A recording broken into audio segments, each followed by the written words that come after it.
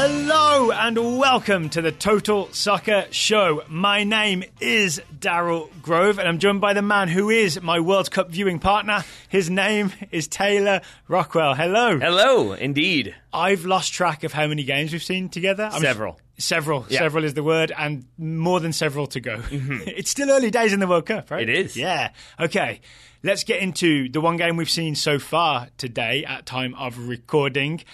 We saw Morocco, Portugal, 8 a.m. kickoff. Spoiler alert, get ready. 3, 2, 1.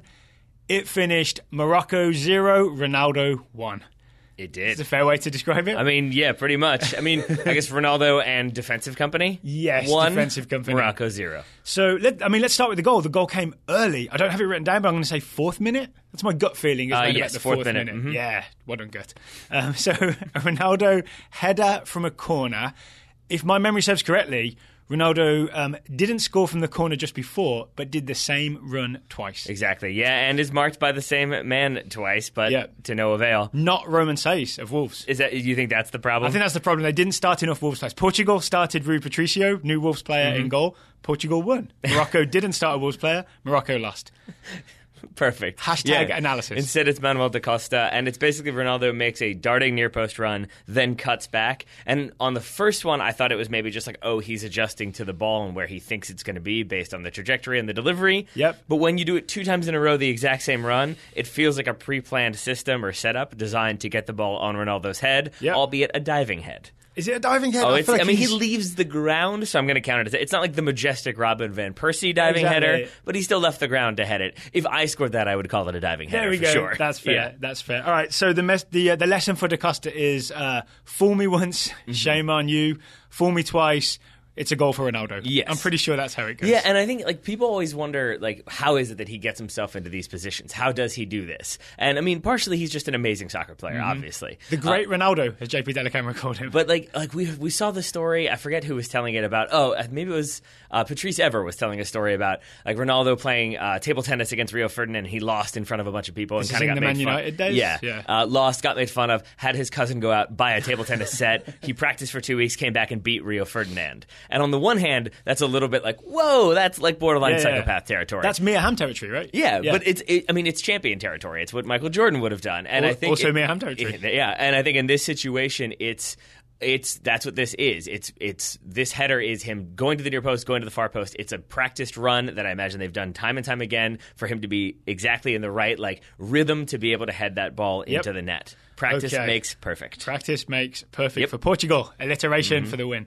All right, so it finishes 1-0 to Portugal. I think the shape of this game that most people will have seen, and correctly, is Morocco seemed to have a lot of the ball, a lot more of the attacking intent. Portugal seemed to offer a lot less.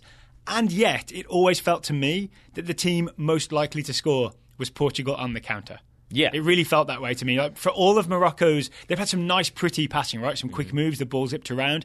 They were enjoyable to watch, which is what we were waiting for from our previews. We saw them in the qualifiers and the warm-ups, and they looked like this exciting team, and yet no end product. Still, they have no goals at this World Cup because the own goal doesn't count. I think this is an obvious, maybe borderline silly thing to say. I agree with you now. I don't think I would have agreed with you in the first 10 minutes or so. Yes, Portugal go up early, but I still think in the moment when you see some of the combinations Morocco put together, they did have a few chances, a few shouts for penalties. Yeah. It did feel maybe they could do it, but then you kind of go back and look at it from what we know now, and you realize there were always going to be deficiencies, and there's always going to be playing in those deficiencies almost play into Portugal's strengths. And so in retrospect, it never really looked that likely that Morocco were going to get that goal. So I'm working on a theory that maybe the problem with Morocco is the same problem that Egypt had, which is a lot of technically skilled central midfielders, very talented wide players. Ziyech is a really good example for Morocco. But they did not have the same quality of centre forward. Yeah. So we watched quite closely the play of Boutaib, the starting centre forward, big guy up top. Later on, El Kaabi comes in and plays about 20 minutes or so for Morocco.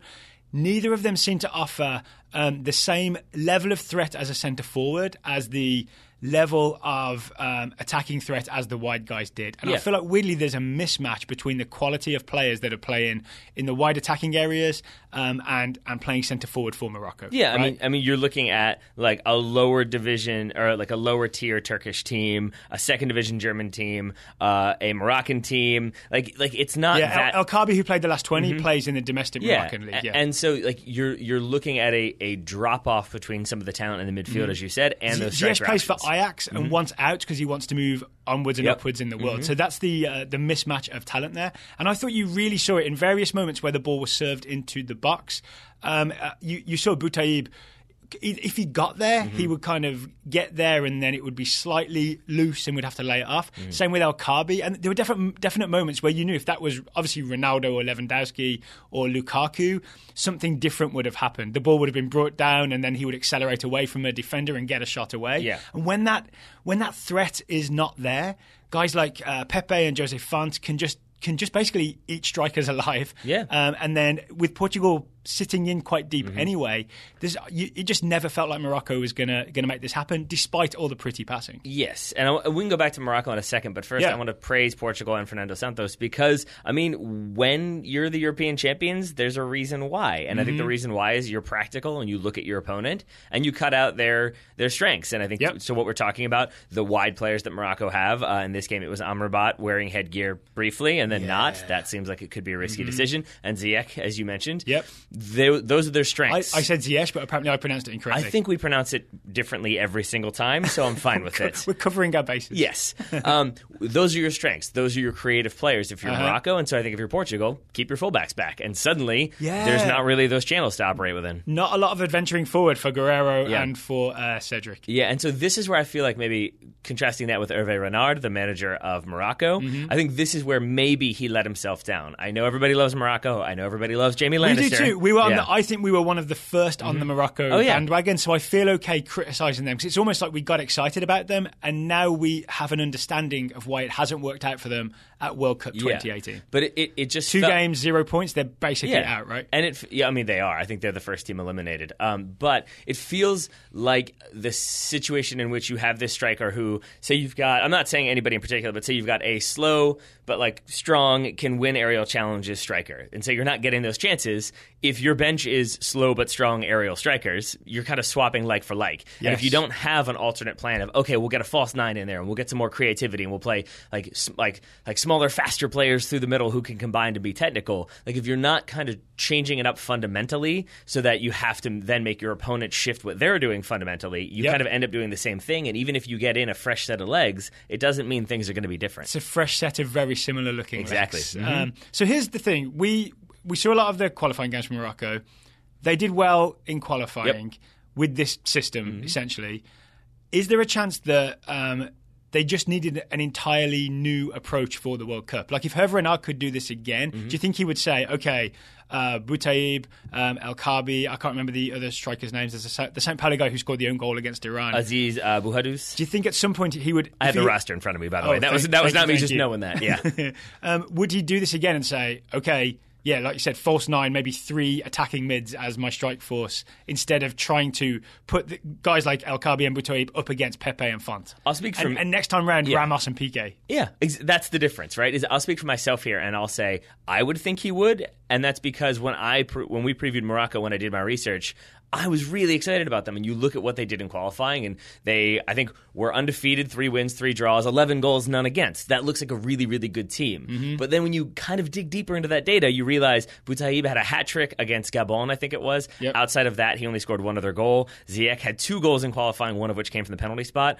Their other, 5 goals came from 5 different goal scorers, which speaks to, yes, they can get goals in qualifying, but they don't have that one central figure who's going to be a goal scorer, and that might work against, say, Gabon and a weakened Ivory Coast, but against those defenders you mentioned, maybe it doesn't work, and maybe that's where you need a little bit of experimentation. All right, but I'm still excited about Morocco going forward. Maybe they do take the next step and figure out a way around this lack of striker problem, or maybe somewhere out there there's an up-and-coming Moroccan striker who's the final piece of the puzzle. No, because they were really fun to watch, and I don't want my semi-rant there to come off as like, oh, they just got to be better. I think it really is because I had high expectations for them, and to see them be the first team, I believe I'm correct in saying mathematically eliminated, it really bums me out. You were also, while I was watching with you, concerned about Morocco's frustrations and their crowding the referee and essentially being thrown off their game. Mm-hmm. Yeah, it felt like they did get some calls. I can see where they were frustrated. Yeah. Because you did have the situation in the 30th minute, Boutaïb clattered into by Jose Font, penalty not given. Now, if you watch that replay again from a few different angles, you could make the argument. I'm not saying I would, but I'm saying you could make the argument Boutaïb maybe jumps into Font just as much as Font jumps into him. You could make the argument that Boutaïb is never going to be able to control that ball, all of which is what I think Mark Geiger decided when he said, no penalty there. Yeah. And to people wondering why it then didn't get VAR, it's because VAR might have said, well, did you see that contact? And he would have said, I saw that contact. It seemed like it was 50-50. Yeah. So there was nothing he necessarily missed that would have informed that decision. Yes, but I can understand if you're Morocco, you start to feel aggrieved, and then and you're already losing, and you know this is sort of win or go home. I mean, you get the third game, but there's nothing in it for you. So I can see why the frustration would start building. But then you're off your rhythm, right? Yep. Then you start doing things like, wasn't there a free kick Yes, Portugal took quickly because Morocco were busy? 4 players stopped to argue with the referee, and the play was taken quickly, and then it really was a 2v2 situation that Portugal just failed to capitalize upon. So, I think because Martins did Martins things and dribbled into a player. He did. Yeah. He was an interesting addition off the bench. You use interesting the way my wife uses interesting. Not necessarily in a positive way. I can see why Santos introduced him, though, because he would have been the guy that could... if Portugal, because they did counter-attack a lot, he could have been the guy to break it open on the counter-attack. And I think, to be fair, that's what he was trying to do. Yeah. It's just sometimes when you do that, you get tackled. Yeah. And so when you have your players start to get frustrated, and I think they calmed down a little bit, it felt like it was going to be a couple yellow cards too many, maybe culminating in a red card from Morocco. But it still was the case that just even if you have a 10-minute lapse, that's 10 minutes that you could be trying to figure things out. The biggest one to me is in the 91st or 92nd minute. Thank you. I believe Benatia is in the attacking area, and he's one of their best attacking threats in the air. Right, I'd back him ahead of El Kaabi, who was on at that point. I think he perceived that he'd been fouled, got in the referee's face, got in an opposition player's face, didn't he? This is the one where I genuinely think Pepe forgot that VAR existed. This is what I thought maybe would happen to Blas Perez. It happened to Pepe, where I think Benatia was arguing that he had been elbowed by Pepe. Yeah. I didn't see it. They didn't show the replay of that. Right, but you saw Benatia do the motion to say that's they what showed happened. him like aggressively like pat Pepe on the back. I think it was a semi Diego Costa move to try to get Pepe to turn around and like hit him or try to get Pepe to overreact. Instead, Pepe just falls over and acts like he's been hit. Maybe Pepe has a structural flaw where if you tap him in the shoulder, he just collapses. It's Pepe's shoulder. Is controlled detonation. Well, it's Achilles heel, Pepe's shoulder. It's his mother dipped him into the river via the shoulder. That's what happened. Yeah, that's really good. But the point is that then Benatia spends 30 seconds, 40 seconds arguing about that with the referee in the 92nd minute. Of 95, right? Because there's 5 minutes added time. I mean, when Morocco don't have that final 30 seconds, they're not allowed to serve in a throw in or a free kick or something that they want to serve in. Part of the reason they don't have that final 30 seconds is because Benatia wasted it arguing. Yeah. I mean, if anyone's played, the handful of TSS listeners that have played soccer with me know that I am big on don't get arguing with the ref, don't get arguing with the opposition players. You lose your focus, you lose time. Just keep playing your game. And I would say this, like I know that I it's really hard in the moment that if I feel like I've been called for something I didn't do or didn't get a call that I know, like I did not dive, he definitely took my feet out. It's really hard. And I think it makes sense that you're going to have a little bit of frustration in that moment. I think that's human. I think the difference is that it's on your teammates. If I do that, Daryl will say to me like, hey, get back and defend. And we have the trusted relationship where Daryl knows better in that situation. I'm going to get back. Daryl knows better most of the time. And 80% of the time you do it. But I think it's then incumbent upon the team to say like, hey, we didn't get it. Get back, get back. It's not incumbent upon the team to have 3 more players step up and be like, yeah, he was fouled. We also want our feelings to be known, because that's then 4 players now who have to get back into position and get away from the official, while Portugal are very content in that moment to take their time restarting play. Here's the other thing. I think part of the reason Morocco are frustrated today. I want to wrap this up on saying that part of the reason Morocco were frustrated is Portugal set out to frustrate them. And I think there will be people out there who maybe haven't paid attention to what Portugal do and maybe saw the Spain game where it was a slightly more exciting Portugal. Portugal won Euro 2016 playing exactly like this, right? Sit back, frustrate. William Carvalho eats anything that comes through the middle. There's no space to go out wide. And then Portugal are capable of essentially making the most of the Ronaldo that they have, exactly. Right? Because he's so good in the box that you don't need many chances to score a goal. That's why Portugal won Euro 2016 without winning by big margins and often going 0-0 and winning on penalty kicks. This was just Portugal pulling off their old Euro 2016 trick, which is proven to work time and time and time again. So don't sleep on Portugal just because they were, quote, unimpressive, unquote, in this game. They executed the game plan. They won 1-0. And if you want to be mad at anybody for that being their game plan, I still blame Greece. Because it's Greece that Portugal loses to in the Euros, and maybe that's when they, like many years later, they think they had it right. So somewhere Fernando Santos wrote that down. Yes. Oh. Yes. So I think that about wraps it up. Congratulations to Portugal, 4 points, 4 goals for Ronaldo. Commiserations to Morocco. My question for you, Daryl, view behind the curtain to listeners. We are recording these. Basically, we go back, we watch some stuff, we get our notes down in between the games. Yeah. So we have Uruguay, Saudi Arabia has kicked off. We're about 4 to 5 minutes in. My question for you, get to that in a minute. Has Uruguay scored? 5 minutes in, no. Okay. No, but it's coming. We shall find out in just a moment. And we're back. And if you don't want a spoiler alert, if you don't want to know the score of Saudi Arabia versus Uruguay, as I said yesterday, look away now or put your fingers in your ears. Yeah. Here it comes. 3, 2, 1. It finished Saudi Arabia 0, Uruguay 1. Mm-hmm. So Uruguay did not score within the first 5 minutes. They did score within the first 24 minutes. That is correct. And not to try to maybe intentionally extend this conversation, but when they're putting their fingers in their ear, should they remove the earbuds first, or how does that work in your mind? Ideally, remove the earbuds first. Okay, otherwise, the ear damage may be permanent. Fair enough. And maybe the damage will be permanent for Saudi Arabia in terms of their World Cup hopes. Loss here means that they are also eliminated. Yes. Okay. Much better performance 100%. from Saudi Arabia. Much less panicky defensively. 100%. Pizzi made 4 changes, we believe, including new goalkeeper, new centre forward. It was Al Mualad, which is who we were hoping to see to begin with, a bit more adventurous. And they changed one of the centre backs as well. They went with just the one Hassawi system this time. Yes, exactly. Al Bulaihi starting alongside Hassawi. And the defending looked much better, but I honestly think a big part of that reason is that Uruguay were not really interested in sending too many men forward and opening themselves up, which I'm surprised by. Really? I did kind of think that Uruguay would think this team's there for the taking, let's go at them. They really went with a very conservative approach, Uruguay did. I mean, you could go conservative or you could go practical, and I would say sometimes they're the same thing. I do think we could change some of the names in terms of the teams and players and kind of just do the same show we just did for Morocco, Portugal, because I think Uruguay knew what they needed to do to get the results and ensure qualification for the next round. And that's what they did. And as soon as they had that goal that they needed, I think they were content to set back, let Saudi have some pressure or have some possession, but make sure that Uruguay never got caught out, never got caught on the counter too aggressively. And it was in some ways a shame, right? Because you got to see little bits of what the Saudi Arabia team is capable of. We got to see the left back get forward. Al Sharani is basically the Saudi Arabian Marcelo, is what we've been calling him here in the office. I realise we haven't said it on the show though. Yeah. I quite enjoy when he gets forward and gets involved. Hatan, looked kind of interesting. But for all of that, there's really just 2 or 3 shots on target, and none of them all that threatening. Yeah. Like Hatan's from distance that was exciting for a second here in studio.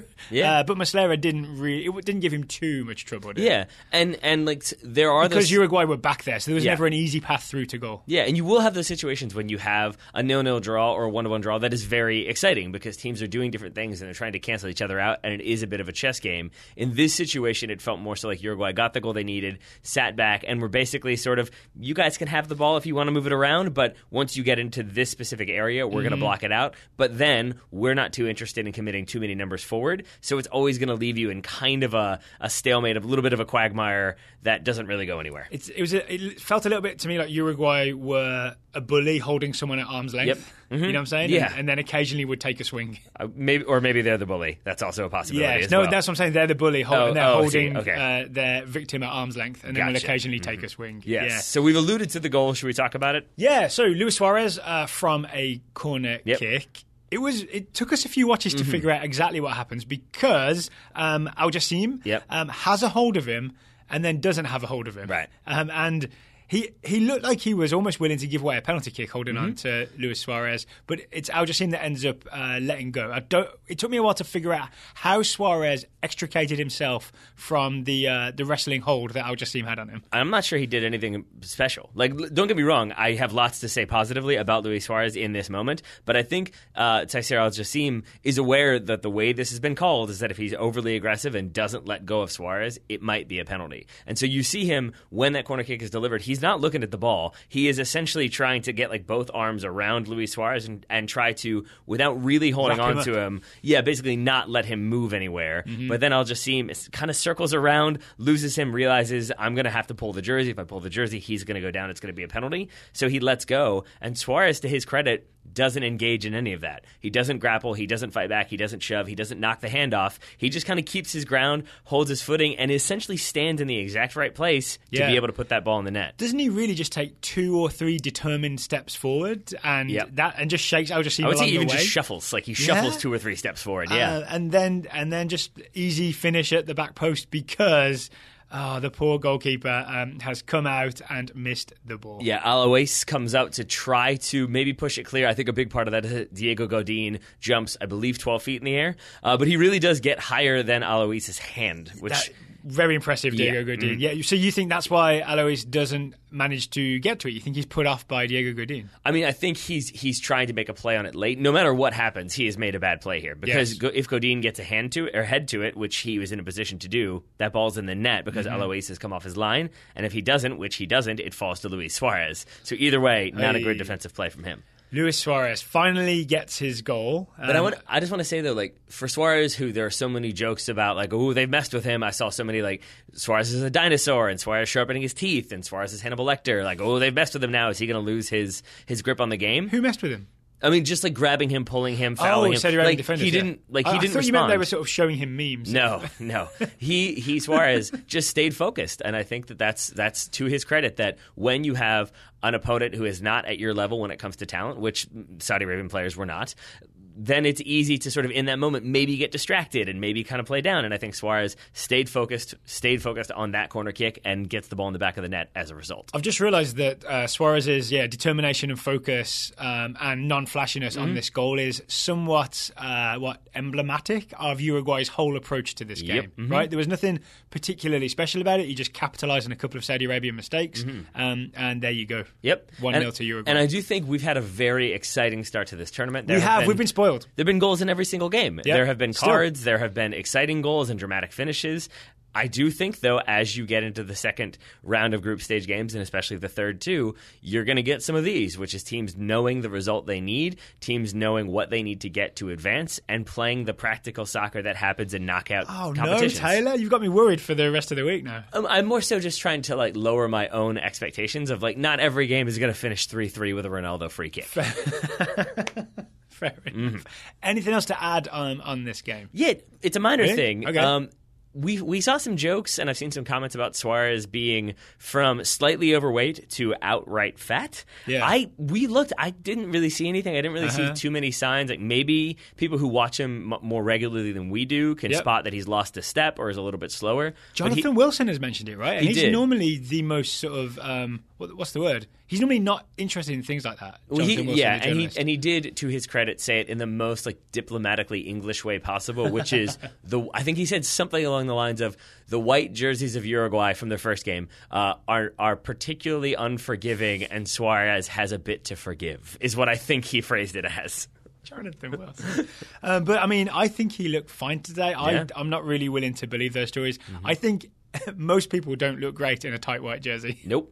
A skin-tight white jersey or light blue jersey. Okay. Edson Cavani does, though. I'll throw that out there. Final thing, a shout for my man, Rodrigo Bentancur. Yep. There was a moment, which again, it's not just a Bentancur thing, number 6 midfielder for Uruguay. It was also a how this game went kind of thing. As this game got deeper and Saudi Arabia were more desperately chasing an equaliser, they went with a press, right? They went with a real press late on.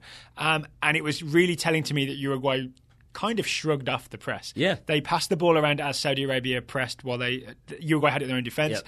And all it took was Bentancur to receive the ball on the line and still manage to just pivot 30, 40 degrees and dribble out of pressure. Yep. And the press was broken. Yeah. So I think that was a really good, again, emblematic of how this game went. Yep, and I want to say two more things. One, to your point about Bentancur, I need Uruguay to go far in this tournament because you and I are in the office for like 10 to 12 hours a day. Some of that is sitting. It is, isn't it? A decent percentage of that is sitting, and it's easy to get that bad posture. And every time you mention Rodrigo Bentancur, I want to emulate his posture, and I sit straight up. So that's one. Number two, though, is although they lost, this was more so the Saudi Arabia team that I expected in our preview. Mm-hmm. The one against Russia was not. We thought they would be more attacking, more aggressive, a bit more technical than they showed in Russia, I think, or showed against Russia.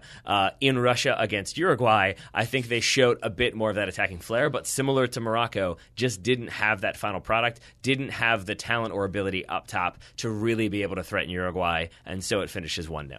So no one from Uruguay or Saudi Arabia would be adding any moments from this game to their portfolio, I do not think. I think you are correct. But if there were soccer players from the World Cup or people listening to the Total Soccer Show who wanted to put together a portfolio website showing their best work, then today's sponsor, Squarespace, could help them do just that. Yeah, I mean, Squarespace, as they say, they can help you turn a cool idea into a website. They can showcase your work, blog, publish content, sell products or services of any kind. I think all Promote of those... your podcast? Yeah, but all of those things I just listed could be some of these World Cup players if they're looking for a move, if they maybe want to sell their wares to a potential suitor, showcase their work. Maybe they could write a couple blog posts. Juan Mata does that. Why not? So if people were going to, put together a portfolio showcasing their best work from the World Cup, which players would be putting up which moments on their Squarespace website? I mean, I feel like it's a guy who we didn't know much about heading into this tournament, but Artem Dzyuba of Russia, we've talked about him quite a bit in the last couple of days. His website should be called morethanjustabigLump.com. And I think it should always, but with that said, it should always be like he doesn't quite fit into any one of the website images. So it just gives you that idea like, oh, he's so big you can't get him in frame. That would not be Squarespace's fault. That would be Dzyuba deliberately projecting that image. Exactly. And then just a few links to the videos of him scoring his several goals in this World Cup. I'm thinking Nacho would want to selectively put up highlights of the Portugal v Spain game. Yeah. Him tripping Ronaldo wouldn't make his Squarespace portfolio page. Him scoring maybe the best goal of the World Cup so far from outside the box, that slice sidewinder volley, the Nacho volley, he'd put that on his portfolio page. Yeah. For Pulp Fiction fans, I could see Dries Mertens doing like a Winston Wolfe style fixer video of like having trouble getting through compact defenses. Dries Mertens is here. And just a link to him scoring that screamer for Belgium. Panama got you frustrated? Yeah. Call Dries. It's been 30 minutes of soccer. I'll make it feel like 10. Something like that. And of course, the Icelandic keeper, Halldórsson, yeah. He would have to have a page showing his penalty save against Leo Messi, because that was a moment around the world. Yeah. It seemed like Halldórsson he's also a director. Yeah. He could put up that Coke commercial he directed on his portfolio. Just get his many, many skills. Because if you're a photographer, a videographer, a writer, a podcaster, any creative endeavor where you need to show people what you can do, building a Squarespace website is one of the best ways to do that. And if you're inclined to do that, you can head over to squarespace.com for a free trial. And when you're ready to launch, use the offer code TSS to save 10% off your first purchase of a website or domain. Thank you to Squarespace for sponsoring today's show. And thank you to Squarespace for making the Total Soccer Show website look good. TotalSoccerShow.com, people. Check it out. Indeed. No spoilers here, but I will say thank you to Spain and Iran. Why so?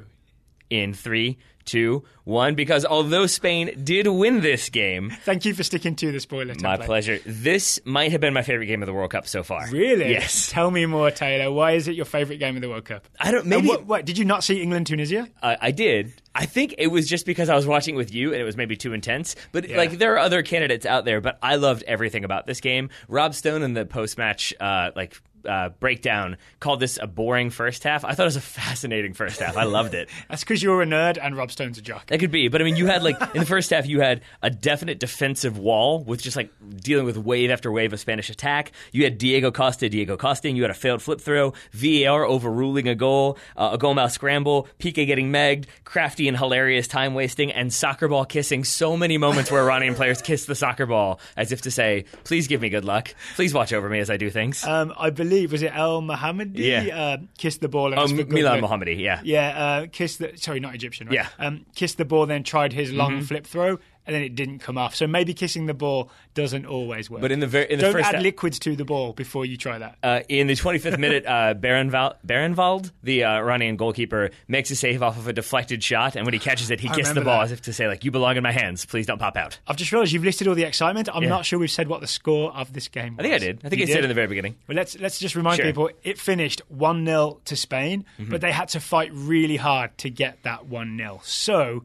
can we break down what were Iran doing to make it so hard for Spain to make any progress in the first half and for a good chunk of the early parts of the second half? Essentially playing a 6-3-1, which is not a formation I am so familiar with. Carlos Queiroz would call it a 4-1-4-1. He certainly would. I think, but whenever Spain, I really do think whenever Spain at a certain point crossed into Iran's half with the ball, they collapsed back into a 6-3-1. We counted it as 3 of the stripes that groundsmen put on the field where there's different shades. So 3 stripes from midfield is where if Spain got the ball that far, then Iran would really collapse back. Yeah, and then so you had basically a flat 6 where the 2 wingers from their theoretical 4-1-4-1, those 2 outside midfielders would drop in, give you a back 6. The 3 remaining central midfielders would kind of hold the ground in the middle to try to clog up space, not let Spain pass through, and then when Spain would have the ball, one of them would step, but then if the ball was, say, on Spain's left, Iran's right, the right center midfielder would step. If it went centrally, then he would drop back, the central midfielder would step out. So that's the most interesting part to me, because ahead of those 3, you've still got Azmoun, the striker, who is essentially comes back and sits in front of all of it, right, in the 6-3-1. But yeah, 3 centre midfielders, Ezzo Talahi, Amiri and Omid. I think he has a second name, but he goes by Omid on his jersey, number 9. They did the 3 central midfielders zonal step. And I want to say, first of all, I love the zonal step. Second of all, I'm genuinely mad at myself because one thing I forgot to mention from Iran's first game against Morocco in our preview and in our preview of this game is that in that first game, Saeed Etzatolahi, the holding midfielder that you Number just mentioned, 6. suspended for that game. And I'm especially angry because I read an interview with an Iranian TV journalist who was saying that there are, quote, obvious deficiencies when Etzatolahi is not in the lineup. And then you go back and think about some of the gaps and mistakes that Iran made against Morocco that gave Morocco opportunities. And you think about how night and day this performance was in my eyes for Iran. I think he's the reason. Against a tougher opponent, right? Because in many ways, as we've talked about more than once, Spain is sort of the deluxe version of Morocco, right? In terms of style, they're doing similar things, but Spain is doing it in a way that's more like, we've been doing this for 10 years. Here's what it looks like. Exactly. But then Spain do eventually find their way through. They do after lots and lots of frustration, though, right? Because Spain are passing, they're going left to right, they're moving the ball from left to right, but they're never really finding a way through, mostly because 6 defenders in a line, 3 midfielders stepping into the zones to pressure. There really was no way through. We were trying to figure it out at half-time, like what would you do if you were Spain? One of the ideas we came up with was stop passing, start dribbling. I think either Andres Iniesta heard us or Fernando Hierro had the idea himself. Can you explain why that would be a good idea? Well, because if you're just passing it around and looking for gaps, and there are no gaps because Iran are doing such a good, organised job, if you just dribble at someone, there's a chance you beat them. Even if you don't, and if you do beat them, you go past them, all's good, right? You've made progress, you've taken a man out. If you don't beat them, then suddenly Iran have the ball, and they have to try and do something with it, and you can counter-press and win it back when they're in transition, which is more dangerous than just passing it around in front of them. And Did I explain that correctly? Yeah, there's certainly a better metaphor for this than the Trojan horse, but it's the best thing I can come up with right now, because it's almost like when you start dribbling, generally that's a sign of they're desperate now, they're just trying to do individual things. But if you're trying to pull Iran out and maybe find some vulnerabilities or create vulnerabilities in their very rigid defense, one way to do that is to dribble at them, get dispossessed, let them dribble out now, and suddenly you've got 1 or 2 players who have stepped out away from that sort of defensive wall, and once you've got 2 players pulled out, there are spaces to exploit. And that's my guess, maybe what Hierro suggested at halftime, or Andres Iniesta just took it on his very wise, experienced shoulders. That is also possible. The goal comes, it is reasonably early in the second half, right? It's 53rd minute or so? Something like that. Something like that. The goal 54, you 54. Oh, I was so close. Iniesta decides to take on Amiri, goes past him, tries to play a 1-2 with David Silva. It's not a perfect pass back. And then he ends up in a 50-50 challenge with Ezzo Talahi, which neither of them wins initially. Iniesta wins the second time. So suddenly he's essentially gone past two people, and there's a bit of space has opened up in front of him, because normally he couldn't get behind that midfield three, right? So he's dribbled past two of them. Mm-hmm. Now he's free to be in zone 14, the attacking midfield zone. He's on like the 7th stripe that the groundsman has put in there. That's not where where Iran wants him. And he can find Diego Costa with a pass close to goal, and that's where the danger is. Exactly, and Costa makes a really smart run, a really clever run to open up, but still like stretch that back 4/back 6 so that he's still in a pocket of space when Iniesta plays him the ball. He takes a good first touch. He tries to do the nice receive and spin move, right? Yeah. And it's really unfortunate for Rezayan, is how I'm going to pronounce that. That's Apologies. Number 23, right back, he comes across to try to basically, he's definitely kicking it to clear it out for a corner, maybe theoretically a throw-in. Instead, he kicks it into Diego Costa's leg. It goes off Costa's leg, goes into the back of the net. Oh, so 1-0 to Spain. And then... But this is what made it fascinating, in my opinion. This is why you think it's a great game? Yes, because if you are defending for 54 minutes, it also means that the other team, Spain, are aggressively attacking and sending numbers forward and really working aggressively hard. Passing it around. Still trying to find a way, but if for 55 minutes you really don't have to worry that much about defensive cover and defensive duties. At most, Iran, we're going to send like 2 or 3 players forward. Yeah. Then I think you get used to sending numbers forward and being in the attacking half and really not having to worry about the defensive work. And suddenly, it's a transition, and I think Iran did a really good job of switching it on and saying, we got to go for it. And I think Spain, it took them a while to realize, we've got to play defense now. I want to say I'm with you on that. I was very impressed by how Iran switched game plans. It was definitely plan A was let's all, we'll sit deep, do the 4-1-4-1 / 6-3-1, because we got to win in our first game. Point against Spain is chef's kiss, right? Yeah. But they definitely must have talked beforehand and said, if we concede, here's how we do it instead. Because it's instant, right? There's no adjustment period. There's just straight into attacking, going for the equalizing goal. And you see them switch from, I think you pointed this out, that there were times in the first half when they maybe could have had a break. Instead, they would turn around and pass it backwards. There was one when Rezai on the right back, he drove into midfield, he won the ball, and he kind of started to go on a run, thought better of it, cut back, laid it off to the central midfielder, and sprinted back to his right back spot. This is before they conceded, exactly. Right? So because the goal there is take no risks, leave no gaps, don't let them in. Yeah. But suddenly, it's back hills, and it's passing and moving, and it's charging forward, and it's dribbling at people. And we suddenly had the realization, wow, Iran is an exciting team going forward. They were an exciting team going forward. And as you said, Spain hadn't done any defending until after they scored, so that you could see them very much on their heels, confused. You got Piqué getting nutmegged by Amiri, right? You got all kinds of exciting stuff happening. Yeah, because even if you're Piqué bringing the ball out of the back, in that first half, you have at most very little pressure on you when you're dribbling forward. Now, all of a sudden, if you've got 2 players running at you, it can take you a minute to be like, oh, right, I got to play fast. And it seemed like Spain really struggled. There were some passes out of bounds. There were some passes straight to an Iranian player, and I think it just took them a little while to transition, and it almost cost them because it almost led to an equalizer off of a free kick. They did get the ball in the back of the net. It was a nicely drawn-up play by Iran. Maybe we'll talk about it a little bit. Unfortunately, Ezzat Talahi... Well, if you're an Iranian fan, if you're a Spanish fan, I would say very much the opposite. Well, unfortunately for Ezzat Talahi, he gets the ball in the back of the net. This is the VAR crew look at it and say that he was offside when the ball came in. It possibly hits a couple of people on the way, but at some point he is offside. The goal, I think correctly, is ruled out. Yeah, it's either him or Hosseini at various points in the sequence are offside. But from an Iranian perspective, and from an enjoying the underdog fighting back perspective, big boo to VAR for getting things right.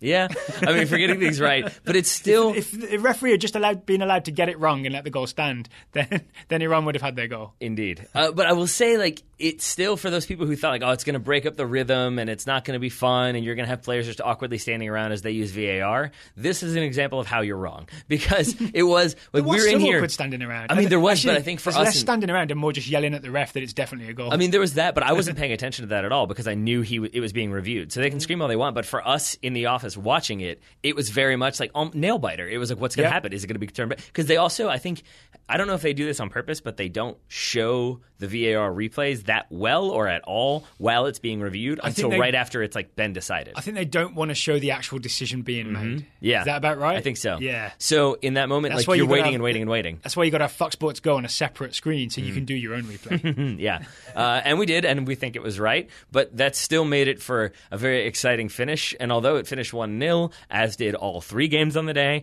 I feel like this was far more exciting than the scoreline might suggest. Yes, I think that's true. Because we haven't even talked about stuff like Diego Costa in the first half stepping on Baron Van's foot. Do you want to talk about that? Sure. I mean, just because it's Diego Costa in his peak. It is peak Diego Costa. Yeah. So what happens is there's an Iranian player who is injured and takes his time, Yeah. right? And I think it's getting towards the end of the first half, so Diego Costa's mad about that already. Well, it's basically Hash Safi goes down. He has like a dead leg, I think, trying to attack free kick or set piece going towards Spain's goal. He limps off, but Iran had put the ball out of bounds. So when it's put back in, Spain kick it all the way back to the goalkeeper. And the goalkeeper, yeah, as you said, is definitely just trying to waste time. So he waits and he waits and he waits. He doesn't pick it up, He right? doesn't pick it up. Once you pick it up, as Abby Wambach knows, Yep. And counts in the air, you have 6 seconds to release it. But if you just let it rest at your feet, you can stand there all you want, Yep. and you don't really have to pick it up until someone comes and essentially attempts to challenge you. Then you can pick it up and hold the ball safely. So I think, Costa was mad that they made him chase it down. Well, I think so the keeper picked it up. It's that, but it's also that Costa starts to jog towards the goalkeeper, and usually when you get within a certain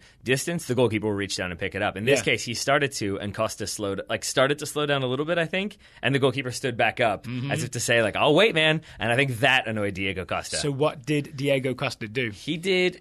This is why we say it's Diego Costa, because I 100% believe he meant to do it, but I don't think that would stand up in court or in VAR for that matter. But what did Diego Costa do? He got very close, and he sort of, as he was he had a word with the goalkeeper, and as he was turning, in the process of turning, he kicks him in like the ankle, top of the foot, and then steps on his toe all in one motion. But since he's looking at him and turning to run away, he very much could argue and did argue, like, "Oh, I didn't mean to. It was incidental contact. He's a baby," and he went down. That's why it's a Diego Costa thing. Because if he just stared him straight ahead, like face straight ahead, kicked him in the ankle, trod on his toe, you're so obviously guilty. But if you're doing it as you turn, and he puts a little stumble in there as well, so he makes it look like, oh, maybe I was just clumsy. There's sort of reasonable doubt. So even the VAR people apparently cannot convict Diego Costa. And I'll say this too, Dave Chappelle has an old joke about how you can tell if someone's lying based on how emphatically they respond. I'll spare you the details of going into the full bit, but if you accuse somebody of something and they didn't do it, you will get a very loud response versus no, I didn't do that. And I think Diego Costa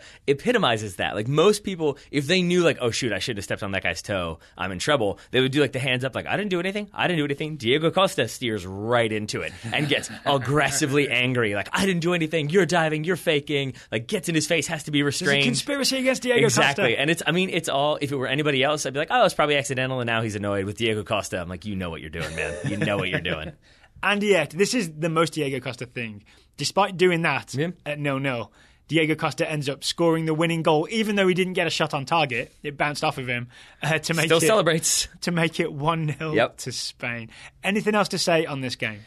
We should probably mention, you mentioned him earlier, Milan Mohammadi. I talked about it briefly. He goes to that. It's so dramatic, such dramatic build-up that he's going to go for the flip throw. He again kisses the ball, looks to the heavens, goes to do the flip throw, flips and lands about a yard too close or too far away from the touchline, and then he kind of hesitantly steps up and just throws it short. It was oh man, that was a lot of build up for nothing. And that was going to be a moment, right? Because there must have been 20 seconds, 10 seconds left at that point. That was the chance to get it in the box and maybe get it on Azmoun's head or something like that. Yep. So in the end, though, Spain get the win, get the 3 points, and are now, I believe, joint top with Portugal in the group. All right, so let's do some mental math. Sure. Spain, a tie against Portugal and a win. They have 4 points.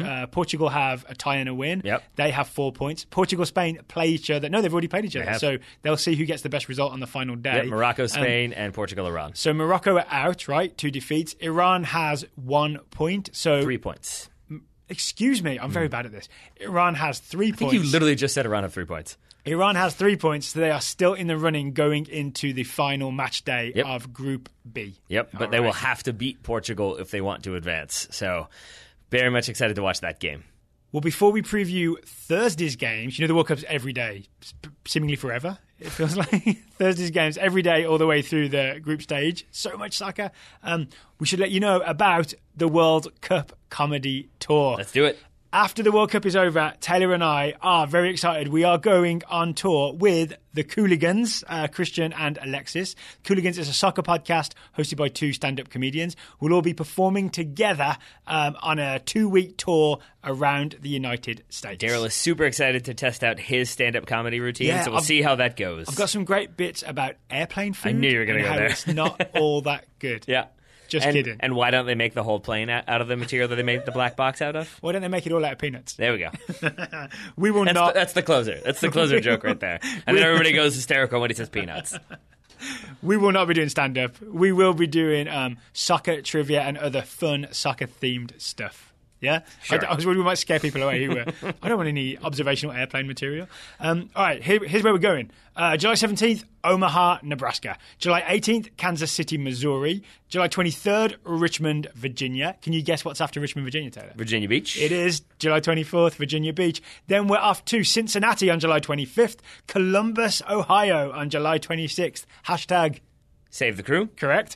Then on 29th, we are off to Chicago. And on the 30th, we are in Indianapolis. This tour really accelerates towards the end, doesn't it? Indianapolis. Yeah. Indianapolis. That's how you pronounce it, right? Yep. Indy. Mm-hmm. Indy. And for everybody who's wondering if we're coming to your city or why we're not coming to your city, the answer is because Daryl doesn't like your city. It's because I specifically visited your city, took a look around and said, no, this is not for us. No, actually, the truth is that this is, it is a proper tour. It's 2 weeks with lots of dates, but we're not big enough to cover the entire United States, right? We are not sort of Metallica. Well, we'll see how this goes. We'll see how this goes. Well, that's part of it. If this goes and well... no, I never want to be Metallica. If you are some kind of monster. No. If this goes well, then we will do it again and we will do it bigger and better. So we would ask that you please support us and the Cooligans as we do this for the first time. The URL again is worldcupcomedytour.com. Book your tickets now. Well, here's a terrible segue for you. Some teams will be looking to book their tickets in the next round tomorrow for Thursday's games. Shall we talk about them? I feel like it would have been a good segue if you didn't do it in that voice. You got to set it up. Booking those tickets. So Thursday's games look like this. 8 a.m. Fox Sports 1, Denmark versus Australia. 11 a.m. Big Fox, Homer Simpson Fox, Bob's Burgers Fox. It's France versus Peru. One of those bigger than the other. 2 p.m. On How I Met Your Mother Fox? No, that's CBS, isn't it? Help me out here. Help me out. American Idol. American Idol Fox. It's Argentina versus Croatia. But Fox is doing great, is what we've just learned there. Wow. All right, let's start at 8 a.m. on Fox Sports 1, as you said. Denmark, Australia. The only big roster note for Denmark, Kvist stretchered off. Defensive midfielder. There's a decent chance Lasse Schoenes replaces him. We shall see. Long hair, stubbly beard. Yeah, and it's like early Thor. Yeah, perfect. There we go. And I would say like the thing that I'm going to be looking for in this game compared to the 2 games to follow is this an ugly game or an open game or maybe both? Yeah, because it's 2 similar-ish teams, right? You wouldn't call either team pretty in the way that you might call Peru pretty, but they're both certainly capable, and they'll both almost certainly play a 4-2-3-1. Yep. So in terms of how these two match up, here are the things I'm going to be looking out for. We know that Denmark love, and I do mean love, to go long and to the right, to their right winger, Josef Poulsen. He's the guy that scored the goal in their first game against Peru. Poulsen then knocks it down to Christian Eriksen, who is the playmaker. Poulsen's 6'4". He is going to be marked by, very likely, Behic, who is 5'7". Yikes. I don't know how to add and subtract heights, but I know one is taller than the other. Yeah. Different. So look for Poulsen to be dominating Behic in the air. Yep. On the other side, there's another fullback versus winger worrisome matchup. Can you guess what it is? I'm going to guess it's Risden, who either did or didn't concede a penalty, depending on your perspective. The FIFA records say that he did. He did. Hello, Australia, if you're listening. I think they've been expunged in Australia, those records. But Risden versus Pione Sisto, who we know is a very dangerous winger for Denmark, will be on the left side. Yep. So how Risden deals with him, if there's any residual penalty hangover from Risden, we shall see. Hangover. And if you haven't seen Sisto before, the thing I noticed when we watched him the first time, in the first Denmark game, he's a slalomer. He leans left, leans right. He looks like he's slaloming through defenses as he goes. Yep. I'm also curious if we see Tim Cahill or do we see Daniel Arzani. It's very different spectrum when it comes to the age range there. I believe Cahill is twice the age of that about makes sense. Arzani. But yeah, Arzani came off the bench in Australia's first game against France. And in my memory, it's been almost a week now, he looked pretty exciting. He was able to go past some people. I'd love to see him again at some point. Cahill is just a good story to see him one more time, 38 years old, 38. I mean, he's got to get those travel company sponsorships in somehow, so... Better do it in the final 10 minutes of this one. So that's 8 a.m. on Fox Sports 1, Denmark v Australia. Oh, sorry, one final thing I'm looking for in that game, and all of Australia will be looking for, because we've mentioned this before, the big story in Australia is the video assistant referee review of the resident tackle on Griezmann and the penalty kick that was given. Will there be some rebalancing of karma in terms of VAR for Australia in this game? They feel aggrieved about it. Maybe they'll get something go their way this time, and it all balances itself out. All right, and then at 11 a.m. on Fox, we've got France v Peru. That's an exciting game. It absolutely is. So nice, plenty of attacking, dribbly midfielders. Peru against a France team loaded with talent. I'm saying, despite the win against Australia in the first game, France is still trying to figure it out. I mean, that's pretty obvious based on the fact that L'Equipe are reporting that they say France will come out in a 4-2-3-1. Different to how they started Which the is first different game. to how they started, but then you've got, say, Blaise Matuidi at left wing. That's the L'Equipe report, yeah. I don't know if L'Equipe have the inside track on this. It's a respectable publication, right? So maybe they have seen something in camp that suggests a 4-2-3-1. But this is also the formation that suits neither Pogba nor Antoine Griezmann. Griezmann wants to play as part of a front two. Pogba does better in a midfield three. I would say Griezmann's okay with this. So Pogba likes to be in a midfield three. Griezmann likes to be underneath the striker. In a 4-2-3-1, if he's the 10, the central attacking midfielder, he's underneath Olivier Giroud. I think he's happy there. Okay. I think that's Griezmann's happy place. But it's not Paul Pogba's happy place. No, it's not. But it is still a sign that Deschamps is figuring it out as he goes. It's only the second game in the World Cup. Exactly. He's only had 2 years. Why rush it? Why rush it? I mean, that's an excellent question, but I am curious to see if he does figure it out. I'm also curious to see which Paul Pogba shows up in this game, because as we said in our review, he was maybe not quite ready to go for the first 70 minutes or so against Australia. We didn't see as much fire from him. Then he kind of turned it on. I want to see if he starts with that passion, that drive, as opposed to maybe the sort of keeping position and the slow jog that we've seen from him. Once the slow jog disappeared, the real Paul Pogba showed up against Australia, and he got the assist on the Griezmann penalty kick. He played that pass through, and even though it ended up being credited as an own goal, he basically made the second goal happen. So I really hope we see the real Paul Pogba once again in this game against Peru. Going in his favour is that Peru's best defensive midfielder, Tapia, I believe, Renato Tapia may be out of this game with, I think, a concussion, right? Or suffered a concussion, we think, in the first game. So if he's absent, that's a big boost for Paul Pogba's ability to just stride through the midfield like a colossus. Yep, if he does that. Also, an interesting matchup will be Christian Cueva, whom I know you love, versus N'Golo Kante, whom I know you love. Yes, so that's a great matchup. Christian Cueva is so good at getting out of tight spaces, dribbling away from people. He'll have a point to prove. He's the one that took that unorthodox and very much over-the-bar penalty kick in Peru's game against Denmark. But he really has it in him to explode away from people and create chances.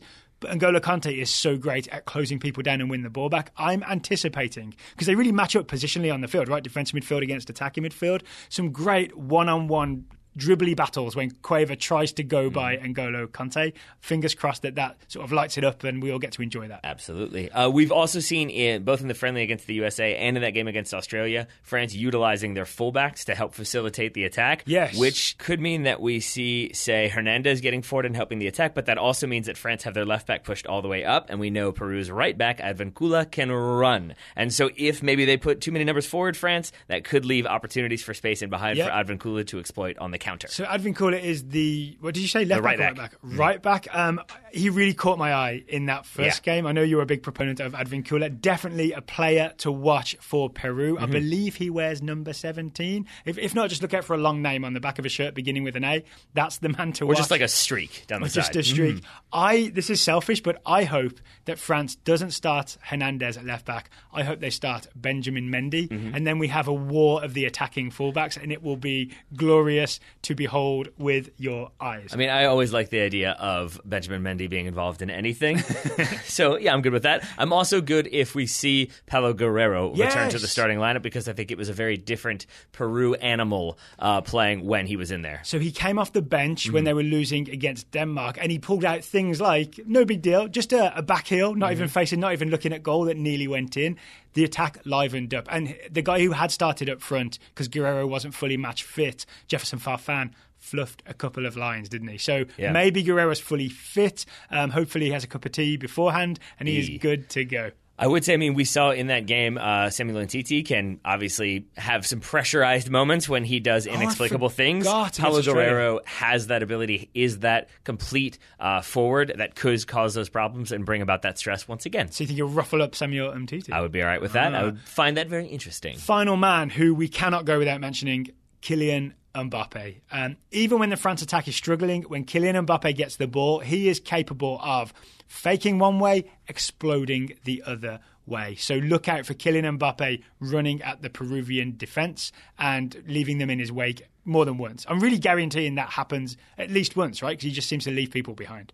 Could happen. So that's 11 a.m. on Fox, France-Peru. 2 p.m. also on Fox, Argentina-Croatia. Oh, all right. All due respect to Denmark-Australia, but those two games have really got me excited. Yeah. Argentina versus Croatia. So, Argentina, it did not go so well against Iceland. Messi missed the penalty kick. It finished in a famous tie for Iceland. What was the line? Iceland beats Argentina 1-1? Yeah, which got a lot of people tweeting that American commentators shouldn't be allowed to talk about soccer because they don't even know how scoring works. Because they don't get the reference that was being made, right? Okay, so it does seem like we've seen reported that Jorge Sampaoli will, instead of the 4-2-3-1 he rolled out with fullbacks bombing way forward, he's going to go back to the back three. This is being reported by TYC Sports, which is, again, like L'Equipe, a reputable Argentinian publication. 3-4-3 is what they're calling for. But when they name the specific personnel, this looks like a risky lineup to me. Why is that?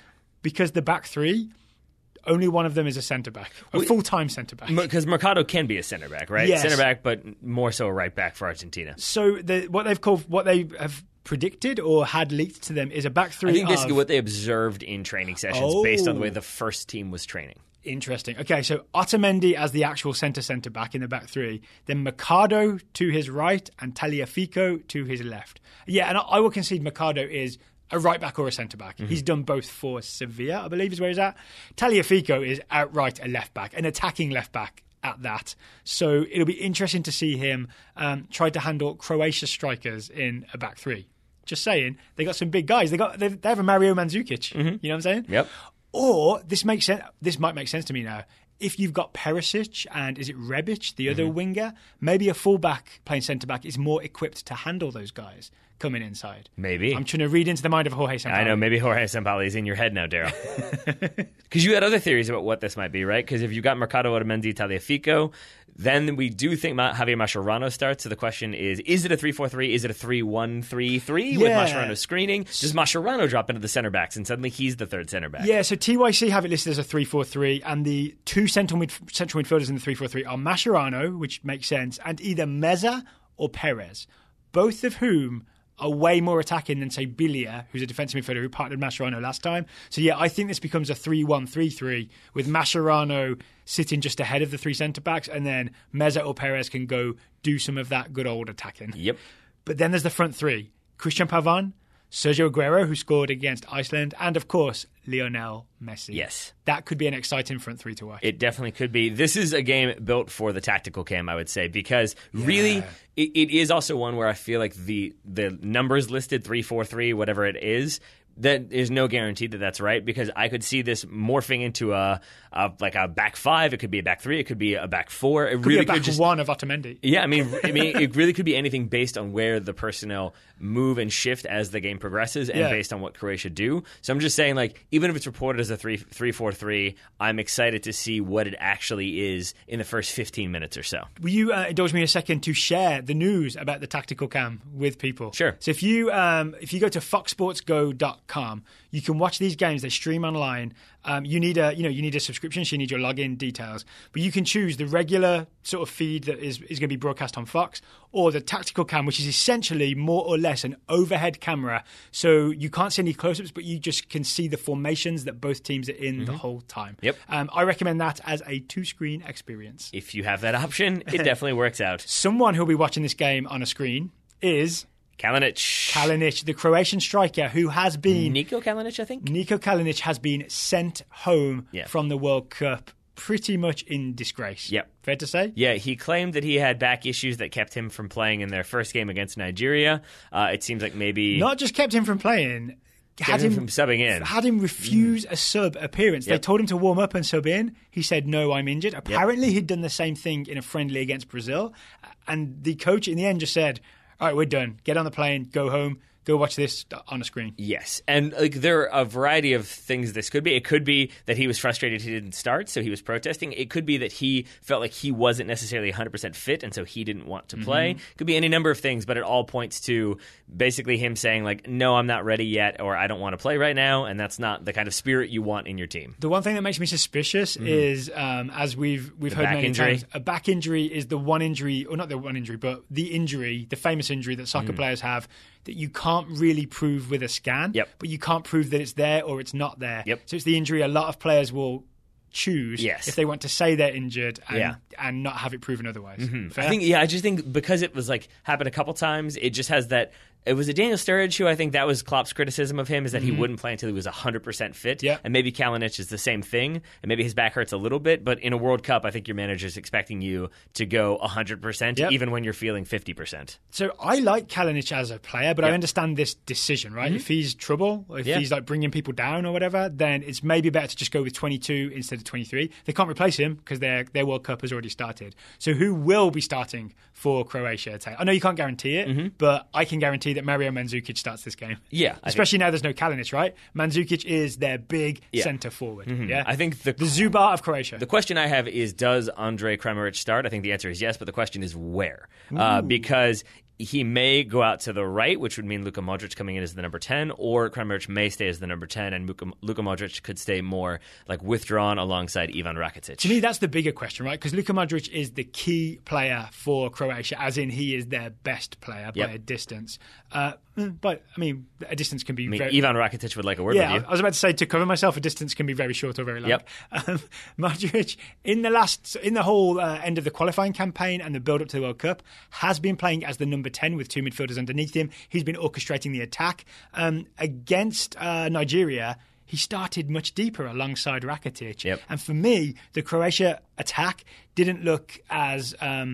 expressive and creative until Modric moved forward later on. So I would love for Modric to start as the 10, but against Argentina, it maybe makes more sense to not have him do that. I mean, that said, if you've got Argentina's potent attack, maybe you want a more defensive-minded player in there. Obviously, Luka Modric can play as a midfield 3, but maybe you want somebody like Marcelo Brozovic, who subbed on that push Luka Modric forward, or Milan Badel from, I believe, Fiorentina, excuse me. Kalinic is the one from AC Milan. It's very confusing, but he is the team's only natural defensive midfielder. So if he starts, that gives you an insight into what they're planning to do. That does, right? That would be the thing to look at. So again, that's Milan Badel, Brozovic, or Modric could all be partnering Rakitic in the middle. And Rakitic is a guy to watch, right? Look out for his passing and his charging up and down the field. Ivan Rakitic, always a player to watch. Final Croatian I'd like to spotlight is Ivan Perisic. Sure. He will cause trouble for you on the wings. If Argentina do end up pushed really far forward, then Ivan Perisic could have some space to run into. Well, we've done a lot of conditionals of ifs. Of course, we don't know. Yeah, but we will know tomorrow. So we'll be back tomorrow, hopefully around this time, to give you all the reviews of those games and a look towards the games on Friday. All right, Taylor Rockwell, thank you for watching the World Cup with me once again and then talking about it today. Right back at you, buddy. Listeners, thank you for listening once again. If you want to help us grow the show, please tell a friend about the show. Go word of mouth. Do it. We don't have the advertising budget of other podcasts that are connected to larger media companies. So please help us grow the show and spread the word. I'm being a hype man. Not the best hype man. You're no Flavor Flav, I'll say that. But still, thank you for doing the podcast. Yes, boy. Listeners, is that what he said? Yeah, I believe he says, yeah, boy, but way louder. I'm just going to be the quiet hype man. The quiet hype man. Everybody cheer. No Flavor Flav. All right, Taylor, thank you. Listeners, thank you. And we'll talk to you again tomorrow.